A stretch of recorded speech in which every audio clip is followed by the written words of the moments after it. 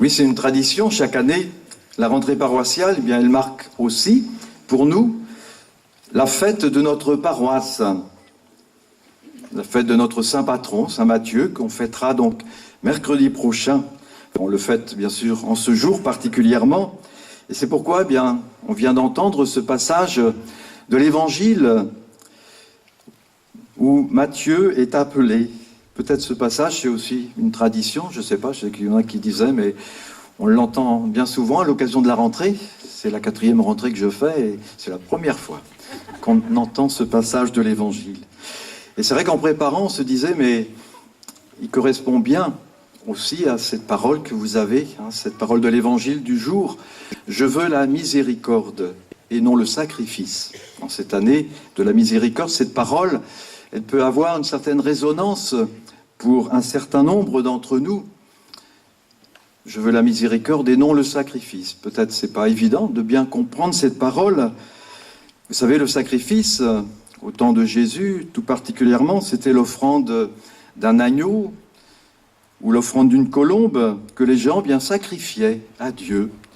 C'était un acte religieux qui était honorable sans doute, mais en même temps, c'est vrai que ça pouvait parfois donner occasion à faire des différences. C'était un acte bien avant tout extérieur, peut-être aussi porter des jugements les uns sur les autres, et les pharisiens étaient très proches justement du rituel et de ce qu'il fallait faire, et ils savaient savoir ce qui n'était pas forcément, on pourrait dire, dans les clous par rapport au rituel.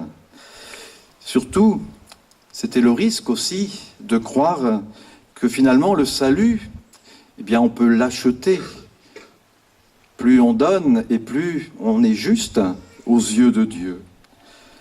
Or, ce qui compte pour le Seigneur, c'est bien avant tout l'attitude du cœur, des choses qu'on ne voit peut-être pas toujours, mais que le Seigneur connaît dans le fond de chacun. C'est l'intention que l'on porte véritablement en soi. Dieu est profondément miséricorde. Le Père Jam, notre évêque, nous le rappelle dans un petit livret qui est dans la cathédrale et il nous dit dedans, nous avons toujours besoin de contempler le mystère de la miséricorde. Elle est source de sérénité, de paix, de joie. Et elle est l'acte ultime et suprême par lequel Dieu vient à notre rencontre.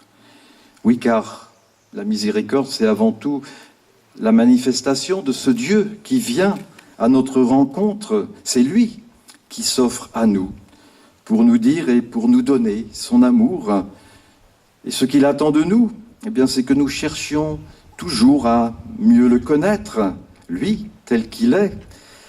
Chercher toujours peut-être à désirer et accueillir son amour comme source de vie, vraiment pour nous, pour notre vie. Et il nous dit, je ne suis pas venu appeler les justes, mais les pécheurs. Oui, invité à nous reconnaître, nous aussi, avec nos limites, mais pécheurs aimés, pécheurs pardonnés. Oui, le Seigneur nous appelle, nous aussi, comme Matthieu, à être les témoins et les acteurs de sa miséricorde dans ce monde.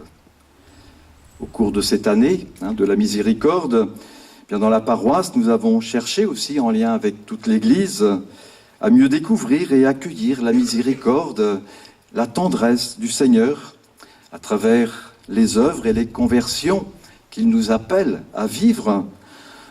C'est lui qui nous dit, comme à Matthieu dans l'Évangile, « Suis-moi ». Et tout à l'heure, au cours de notre prière, vous verrez, les enfants qui sont partis déposeront quelques figurines autour de l'autel qui renvoient à ces attitudes du cœur, à ces œuvres de miséricorde que nous nous entraidons à vivre pour être plus proches du Seigneur et pour être plus proches de nos frères.